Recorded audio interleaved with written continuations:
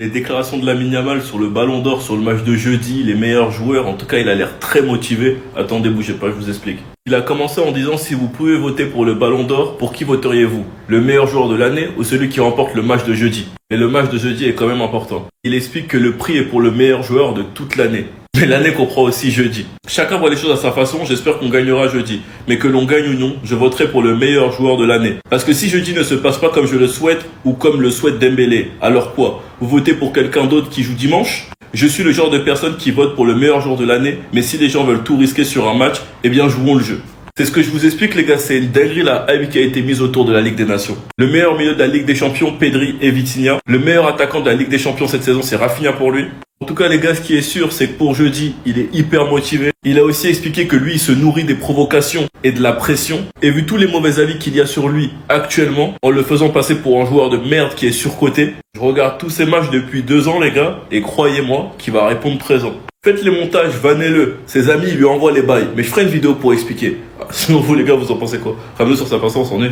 Je peux être supporter du Barça et être derrière Lamine Yamal pour le Ballon d'Or, mais je trouve ça hyper grave que des médias français créent encore de l'incertitude sur Ousmane Dembélé Ballon d'Or. Comment un ancien coach du PSG peut expliquer que pour l'instant c'est du 50-50 les gars? Invité des grandes gueules sur RMC ce lundi, Luis Fernandez a donné son avis sur la course au Ballon d'Or. L'ancien entraîneur du PSG estime que c'est très indécis entre Ousmane Dembélé et le prodige du FC Barcelone, Lamine Yamal. Même s'il n'avait pas encore gagné la LDC à ce moment-là, comment Deschamps peut déclarer Dembélé Ballon d'Or, il fait partie des candidats sérieux, mais il y a d'autres joueurs, il en fait partie? Comment l'équipe, une chaîne française, vient expliquer que Dembélé n'a pas marqué les esprits, que la vedette a été volée par Doué, et mettre plus en avant Lamine Yamal? Avec tout ça, ils sont juste en train de créer de l'incertitude, alors qu'il a tout gagné, et qu'il lui reste la Coupe du Monde des clubs et la Ligue des Nations. Ils sont limite en train de donner plus de buzz à la Ligue des Nations. Ça veut dire que quoi au final? Si Lamine Yamal en Ligue des Nations, il fait des dingueries, on va dire quoi? Que le débat, il est clos? Les médias français, Didier Deschamps et un ancien coach du Paris Saint-Germain ne peuvent pas se permettre de créer de l'incertitude autour de Dembélé, surtout quand tu sais ce qui s'est passé avec Vinicius l'année dernière. Après, c'est différent parce que c'était année d'Euro et de Copa, mais vous m'avez compris.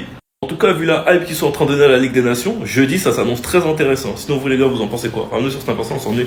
Je sais que je vous saoule, mais la direction du Barça, Deco et Laporta, pardon. S'il vous plaît, pardon. Quand vous voyez ça là, ça vous plaît pas? Quand vous voyez ça, ça vous fait pas kiffer? Quand vous pensez que vous imaginez Nico Williams, Lamine Yamal, ça vous plaît pas? Vous kiffez pas? Moi, je deviens fou quand je vois ça en fait.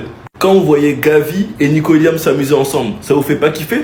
Ça vous fait pas rêver? S'il vous plaît, Laporta et Deco, mettez votre fierté de côté. Tant qu'on recrute un ailier gauche, les gars, moi je serais content. Mais Nico Williams est l'ailier parfait.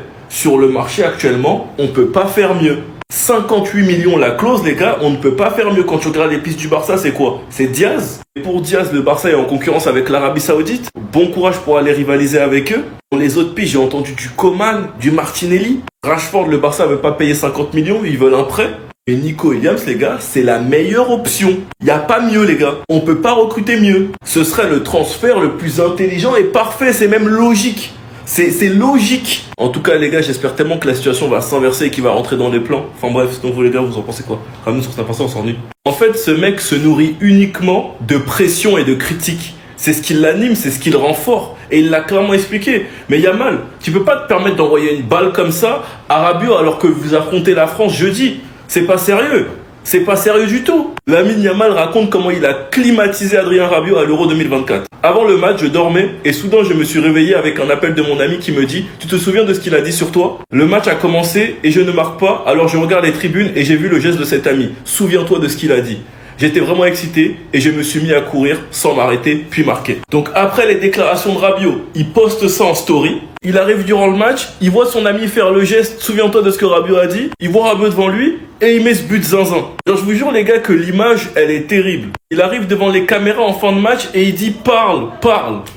C'est quoi ça? Non, dites-moi les gars, c'est quoi ça? À la conférence après ce match-là, mes mots à la fin du match, parle, parle, s'adressent à la personne qui saura déjà qui lui sont destinés. Mes amis m'envoient des choses négatives avant les matchs, ils savent que ça me motive. Donc ce mec se nourrit juste de la hate que vous avez envers lui. Avec tout ce qui circule sur lui actuellement, je dis les gars, ça promet. Sinon vous les gars, vous en pensez quoi? Ramenez sur sa patience, on est. En fait les gars, la conférence de Ter Stegen, je sais pas s'il est en train de jouer la carte de la folie ou de se victimiser les gars, mais c'est pas possible ce qu'il est en train de dire. Si je me souviens bien, et si rien de nouveau ne s'est produit ces dernières heures, nous n'avons désormais plus que... Plus que 2 gardiens pour notre prochaine saison, Iñaki et moi. Genre, je vous jure, je crois, les gars, qui jouent la carte de la folie. Je n'ai pas parlé à Hansi et il n'y a eu aucun contact ces derniers jours parce que je ne vois aucune raison à cela pour le moment. Aucun cas ne s'est produit qui justifie une discussion. J'attends avec impatience la saison prochaine, d'autant plus que nous avons acquis de l'expérience et que nous espérons avoir plus de succès l'année prochaine. Autour des années précédentes, nous avons toujours eu des grands gardiens et à chaque poste à Barcelone. Il y a toujours de la concurrence et donc je suis très excité pour la saison prochaine car nous avons une grande équipe jeune, dynamique et affamée. Et je pense que c'est ce que nous avons vu cette année. En fait les gars, je pense qu'il est clairement en train de jouer la carte de la folie. Il sait très bien que le Barça est intéressé par Garcia, il va pas me dire qu'il a pas vu les tweets de Fabrizio Romano qui expliquent clairement l'intérêt du Barça pour Garcia. Là actuellement le Barça attend uniquement le feu vert du gardien et que leur intention est de le recruter. Fabrizio Romano a aussi clairement dit que Chesney, tout est ok. Il faut juste signer, mais que tout est ok. Et Ter Stegen, lui, en conférence, explique qu'il n'y a que 2 gardiens, lui et Peña, car Chesney n'a toujours pas prolongé. Il se projette déjà la saison prochaine avec le FC Barcelone, et qu'il y a toujours eu de la concurrence au Barça. Donc s'il y en a, il va l'accueillir. Je vous jure les gars, je crois qu'il est en train de jouer la carte de la folie. J'ai hâte de voir comment ce dossier va se finir. En tout cas, ça s'annonce très intéressant. Sinon vous les gars, vous en pensez quoi? Ramenez-nous sur Snap, on s'ennuie. En fait, je vois certaines choses, et je me dis juste que c'est une dinguerie. Après 2 saisons professionnelles, à seulement 17 piges, Lamine Yamal est déjà une unité de mesure. On cherche à comparer tout le monde avec lui. Ça fait que 2 saisons qu'il est en Europe, top 8 au Ballon d'Or, et cette saison top 3 minimum, et il va même peut-être le gagner. On parle d'un joueur qui pour certains, soi-disant, il ne stade pas assez. 17 piges, il a déjà plus de 42 GA. 17 piges, plus de 42 GA, mais il ne stade pas assez d'après certains. C'est qu'en vrai, vous l'estimez tellement sans vous en rendre compte. Vous l'estimez tellement sans vous en rendre compte, les gars, je vous mens pas. Si vous attendez 52 GA minimum pour un mineur, les gars, mais c'est juste une folie. Vous essayez tellement de le comparer à tout le monde qu'en réalité, les gars, vous vous en rendez pas compte. Mais vous lui donnez juste plus de gaz. C'est tout ce que vous faites, vous lui donnez plus de gaz. Vous vous amusez tellement à parler de lui H24 qu'au final, quand des médias sur Twitter relaient les trucs sur Lamine Yamal, vous les faites passer pour des suceurs. Alors qu'au final, s'ils en parlent autant, c'est à cause de vous. Parce que c'est vous qui lui donnez beaucoup trop de gaz, alors qu'il est à ce qui paraît surcoté. En 2 ans, il s'est déjà construit le statut d'un des meilleurs joueurs du monde. Il n'a que 17 piges. On verra, vous allez tenir la cadence jusqu'à quand. Mais rien que le match de jeudi, en tout cas, sinon vous les gars, vous en pensez quoi? Ramenez sur Snap, on s'ennuie.